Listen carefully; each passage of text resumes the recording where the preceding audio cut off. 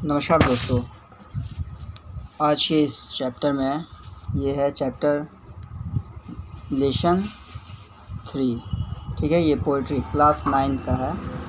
ठीक, क्लास 9 का है, तो हम लोग इसमें पढ़ने वाले हैं। Today's we are going to discuss chapter number 6 of poetry section class 9। ठीक है, जिसका नाम है blow blow thou winter wind. कह रहा है कि बहो बहो, दाओ मतलब होता है तुम, दाओ मतलब क्या होता है, तुम होता है। मतलब बोल रहा है बहो बहो तुम विंटर वाइन, मतलब जाड़े की जो हवा होती है उनको बोलता है बहो। ठीक है, इसको किसके द्वारा लिखा गया? William Shakespeare. इनका नाम तो आप सभी ने सुना होगा, बहुत ही प्रसिद्ध प्ले राइटर थे, पोएट थे।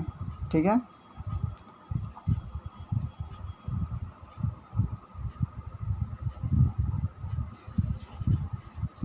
William Shakespeare, the great playwright and poet in English literature, was the third of 8 children to a globe-maker in Stratford-on-Avon in England। ठीक है, बोल रहा है विलियम शेक्सपियर का जन्म कब हुआ था? 1564 में। ठीक,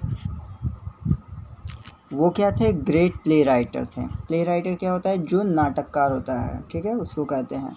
और पोएट थे यानी कवि थे, इंग्लिश साहित्य के, अंग्रेजी साहित्य के वो नाटककार और कवि थे। और वो तीसरे थे 8 बच्चों में, जो कि एक दस्ताना बनाने वाले के यहाँ जन्म लिए थे।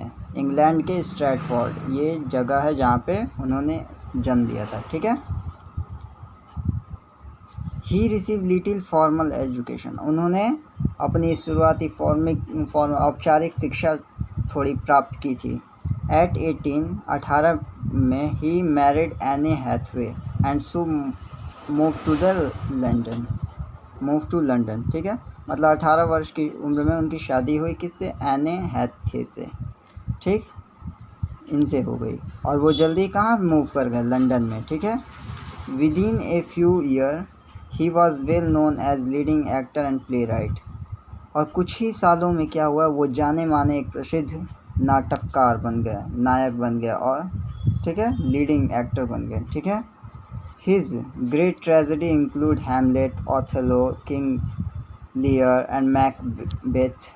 ये सब देखिए, ये जो विलियम शेक्सपियर हैं, इनका बहुत ही ये सब जो है ना, ये जितना भी प्ले है, हैमलेट, ओथेलो, फिर से किंग लियर, मैकबेथ, ये बहुत ही इम्पोर्टेंट है। ये किसी भी बोर्ड के एग्ज़ाम में तो पूछा ही जाएगा, साथ ही साथ किसी कॉम्पिटिटिव एग्ज़ाम में भी पूछा जा सकता है। ठीक है, क्योंकि ये बहुत ही प्रसिद्ध इंग्लिश साहित्य के, ये अंग्रेजी साहित्य के लेखक थे और नाटककार थे।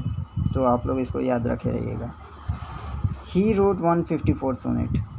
देखिए, इन्होंने 154 सोनेट लिखे हैं। Some of them are addressed to an attractive young man। कुछ उसमें से हैं जो कि संबोधित करते हैं क्या? किसको? एक अट्रैक्टिव यंग मैन को। ठीक है,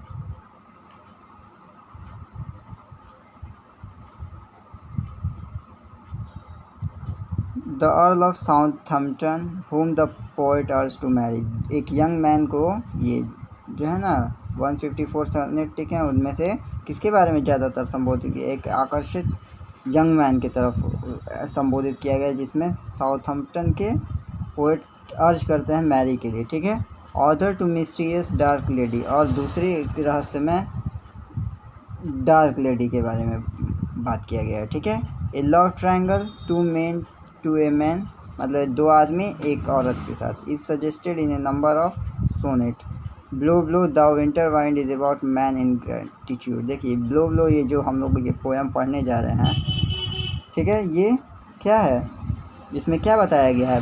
मानव की अकृतज्ञता को बताया गया है, कृतज्ञता को, जिसको बोलते हैं ना कि किसी का काम, कोई तुम्हारा काम किया, ठीक, कोई काम किया, उसके काम को अप्रिशिएट नहीं कर रहे हो, उसको वैल्यू नहीं दे रहे हो, उसको क्या कहते हैं? इनग्रेटिट्यूड कहते हैं। जैसे कि उसको उसके कामों को भूल गए। कभी तुमको कोई जैसे मान लीजिए आप कहीं गए, कोई आपका दोस्त है, आपका मदद किया, फिर आप उसको मदद ने का वो आप उसको क्या करेंगे, उसको अप्रिशिएट नहीं करेंगे कि हाँ इसने मेरी मदद की थी, आप भूल जाएंगे, तो उसको क्या कहेंगे, इनग्रेटिट्यूड कहते हैं। The cold winter wind does not cause to such so much suffering as man ingratitude. बोलते हैं इसमें लिखा कि जो ठंडी हवा है सर्दियों की, वो इतना दर्द नहीं देती जितना मानव की कृतज्ञता देती है।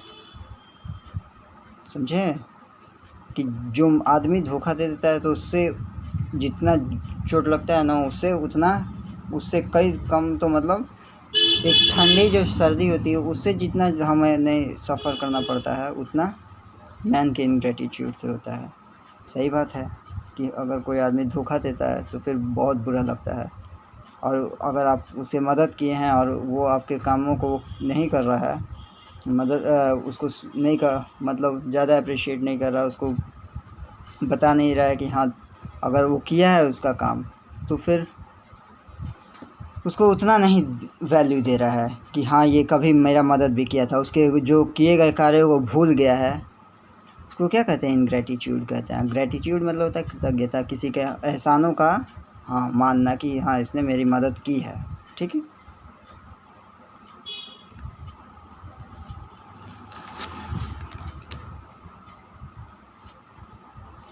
देखिए तो चलिए हम लोग पोएम पढ़ते हैं। Blow blow thou winter wind, मतलब बहो बहो तुम ठंडी हवा। Blow blow thou winter wind मतलब बहो बहो ठंडी हवा। Thou art not so unkind, जो तुम इतने अदयालु नहीं हो। एज मैन इनग्रेटिट्यूड, जितना आदमी का इनग्रेटिट्यूड है। ठीक है, क्योंकि देखिए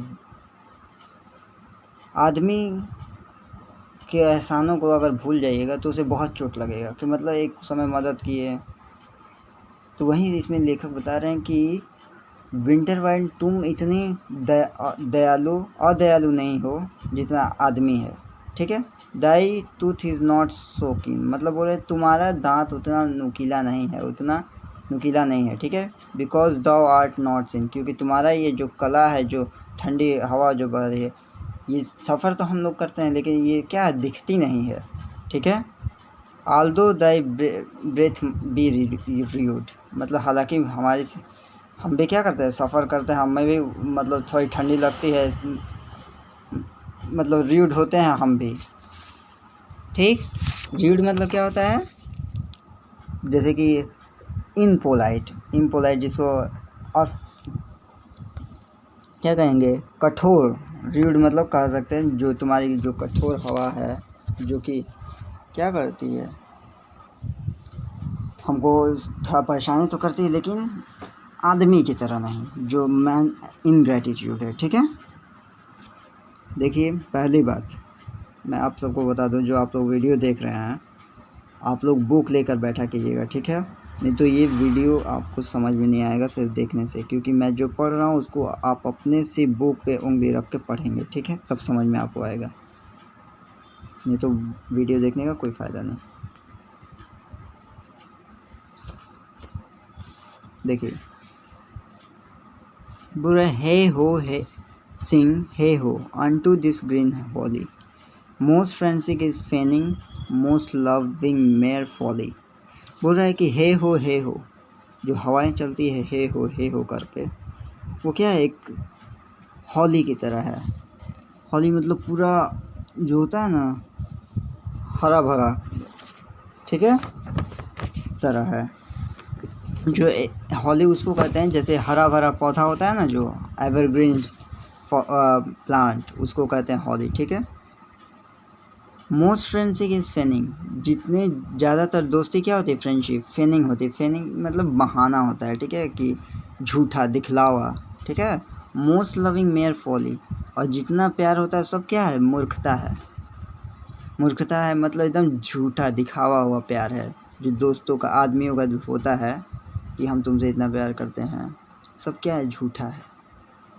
ठीक, दिन हे हो द होली, तब हे हो क्या, एक होली है। होली क्या होता है, जो मैंने अभी बताया, हॉली मतलब होता है एवरग्रीन, जो हरे भरे पत्तों से लदा हुआ पौधा उसको कहते हैं, ठीक है।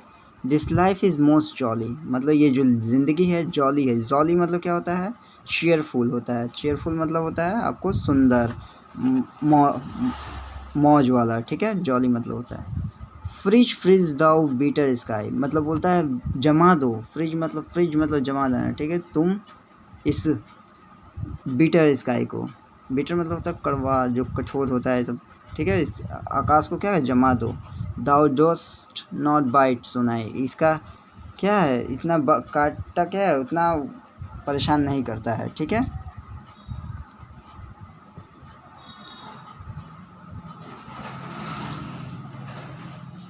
As benefits forget, thou the water warp,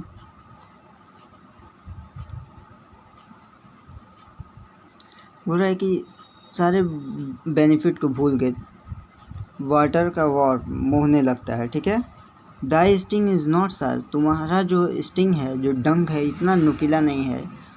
as friends remember not, मतलब जितना दोस्त अगर याद ना करे तुम्हें, मतलब हम मनुष्य को अगर दोस्त ना याद करे, हम उसकी मदद किए हैं, हाँ, और वो याद ना करे तो उतना मतलब दुख पहुंचाता है, जितना उतना तो ये भी नहीं पहुंचाता। जो प्रकृति, ये जो ठंडी हवाएं हमें सताती हैं, वो भी नहीं इतनी शार्प है जितना कि जो दोस्त हमें याद नहीं करता है, ठीक है।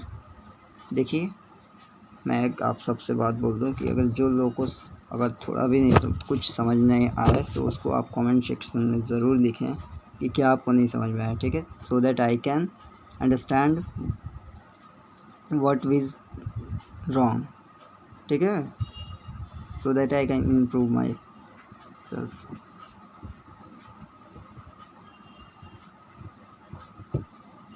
हे हो सिंग हे हो अनटू द ग्रीन हॉली, बोल रहे हैं कि हे हो ये हवाएं बह रही हैं, ठीक है।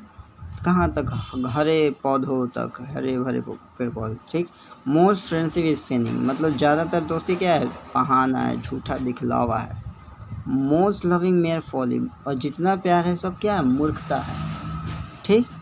देन हे हो द होली, तब क्या है? हे हो क्या है? होली है, एक हरे भरे तरह की है। This life is most jolly, मतलब ये जो ज़िंदगी है फिर भी क्या है हमारी? जॉली है। जॉली मतलब कि सुंदर है, मौजी है। इतने ज़िंदगी में कठिनाई है, दोस्त आपको याद नहीं करते हैं, फिर भी क्या है? ये ज़िंदगी जॉली है, मौजी है, सुंदर है, ठीक है। तो यहीं पे समाप्त करते हैं।